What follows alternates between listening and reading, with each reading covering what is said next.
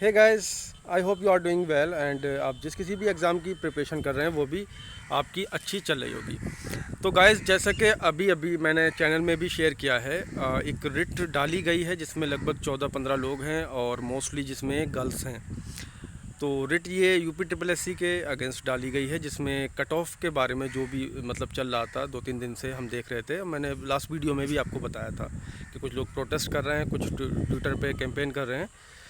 तो ये वही लोग हैं जिन्होंने रिट डाली है और इसमें मतलब इन लोगों का ये कहना है कि कट ऑफ को मतलब थोड़ा और कम करा जाए या फिर 50 पे लाया जाए। कोई कुछ कह रहा है, कोई कुछ कह रहा है। तो जिन लोगों का भी सिलेक्शन हुआ है तो डिस्ट्रैक्ट होने की ज़रूरत बिल्कुल भी नहीं है, क्योंकि इस रिट से कोई भी इफ़ेक्ट नहीं पड़ने वाला है। आपके जो भी एग्ज़ाम डेट है ना तो उस पर स्टे लगेगा। एग्ज़ाम जो डेट दे रखी है उसी डेट को एग्ज़ाम होगा। ठीक है, अभी तो फ़िलहाल इतना ही है। ठीक, बाकी आपको घबराना नहीं है, आपको अपनी पढ़ाई पे फोकस रखना है। जितना भी हो सके इन चीज़ों से दूर रहना है। ऐसे किसी भी ग्रुप में आप इन्वॉल्व ना हो जिसमें इस तरीके की बातें हो रही हैं कि भैया 50 वाले को लेना चाहिए या 0 वाले को लेना चाहिए। सब दें, जिन्होंने पैट दिया, जिन्होंने लेखपाल का फॉर्म फिल किया है, उन सबको मौका मिलना चाहिए। तो इन सब जगहों से अपने आप को दूर रखें और अपनी पढ़ाई पे बिल्कुल फोकस रखें। ठीक है, बाकी मैं कुछ चीज़ें ऐसी भी देख रहा हूँ अभी तक ग्रुप में जो मुझे देखने को मिल रही है और देखकर अच्छा नहीं लग रहा है। जैसे कि सिलेबस बहुत से बच्चों को अभी तक नहीं पता है कि सिलेबस क्या है और क्या क्या आना है, क्या पढ़ना है, कैसे पढ़ना है हमें। जैसे मैंने कुछ किताबें देखी, कल ही एक किताब देखी थी घटना चक्र की, जिसमें कंप्लीट 10 मॉक टेस्ट दे रखे थे, यानी कि टेस्ट सीरीज़। उसमें सिलेबस में अलंकार हिंदी में दे रखा था। मैथ की अगर बात करें तो वहाँ पर 3D मेंसुरेशन, यानी कि हमें जिसमें वॉल्यूम आयतन निकालना होता है, क्वेश्चन जो होते हैं सिलेंडर के क्वेश्चन, घन घनाभ के क्वेश्चन दे रखे थे। तो ये सब हमें नहीं पढ़ना है, हमें सिलेबस के अकॉर्डिंग ही पढ़ना है।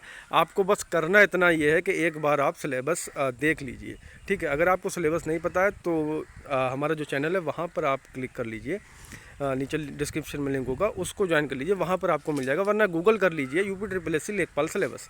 ठीक है, उसको देखिए, उसके अकॉर्डिंग जो भी चैप्टर हैं हिंदी में, मैथ में, जीएस में या फिर ग्रामीण परिवेश में, आप उसी को पढ़िए। आप अननेसेसरी कोई भी मतलब चैप्टर नहीं पढ़ेंगे, आउट ऑफ सिलेबस नहीं आएगा। मैं पहले भी बोल चुका हूँ, एकेडमिक पेपर नहीं है ये। एकेडमिक पेपर में होता था जब हम भी 10th 12th में थे या हमने ग्रेजुएशन किया तो होता था कि आउट ऑफ सिलेबस आ जाता था। ठीक है, तो उस पर कुछ नहीं होता था। बट यहाँ कम्पिटिटिव एग्ज़ाम है, यहाँ आउट ऑफ सिलेबस आपको देखने को नहीं मिलेगा। तो आपको सिलेबस के पॉइंट ऑफ व्यू से ही पढ़ना है जो सिलेबस में दे रखा है। ठीक है, ना ज़्यादा ना कम। अब जैसे नंबर सिस्टम है, नंबर सिस्टम अपने आप में बहुत बड़ा है बट उन्होंने डिफ़ाइन नहीं किया है। तो नंबर सिस्टम हमें पूरा ही पढ़ना पड़ेगा, यानी कि उसमें आपका APGP, ठीक है, अर्थमेटिक, और जिसको हम ज्योमेट्रिक प्रोग्रेशन कहते हैं वो भी है। डिजिटलिटी रूल है उसके अंदर, नंबर सिस्टम के अंदर। एंड टर्म निकालना होता है, जैसे कि वो बोल देगा कि 50 तक की सभी सम संख्याओं का योग बताओ, या विषम संख्याओं को योग बताओ, या 1 से लेकर इतने तक की सम संख्या, इतने लेके प्राकृतिक संख्याओं को योग बताओ। तो ये सब जो है नंबर सिस्टम में ही आता है, तो आपको सारा का सारा पढ़ना पड़ेगा। मैं सांख्यिकी में बता दूं, आप में से मुझे लगता नहीं है कि क्वेश्चन वहाँ से बनेगा, बट संचय बारंबारता आपको पढ़ना है क्योंकि सिलेबस में दे रखा है। मतलब जो आप 10th की किताब से पढ़ लीजिए वो इनफ रहेगा वो। ठीक है, आपको बस तरीका पता होना चाहिए किस तरीके से हमें निकालना है। बाकी तो सब कैलकुलेशन उसमें वो प्रैक्टिस पे ही मतलब होगा। आप कैलकुलेशन कर ही रहे होंगे मैथ के क्वेश्चन में, तो उसको एक बार ज़रूर देख लेना। रिवाइज़ का टाइम अभी नहीं आया है, तो आप जल्द से जल्द अपना कोर्स मतलब पूरा कर लीजिए। और बाकी एक क्वेश्चन हाँ और आता है कि ग्रामीण परिवेश के लिए हम कौन सी बुक पढ़ें।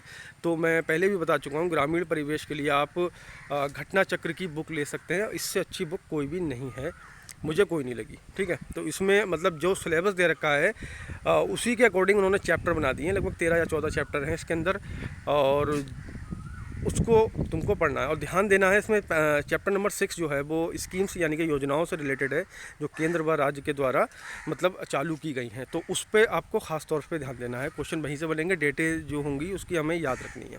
ठीक है, बाकी अगर आपको कोई दिक्कत हो तो आप मुझे यहाँ कमेंट बॉक्स में भी लिख सकते हैं, या फिर आप जो हमारा चैनल है एग्ज़ाम गुरुजी टीम, उसमें ज्वाइन करके भी अपनी समस्या बता सकते हैं। उसका समाधान करने की हम पूरी कोशिश करेंगे। चलिए फिर ठीक, पढ़ाई पर अपना ध्यान दीजिए। जय हिंद, जय भारत।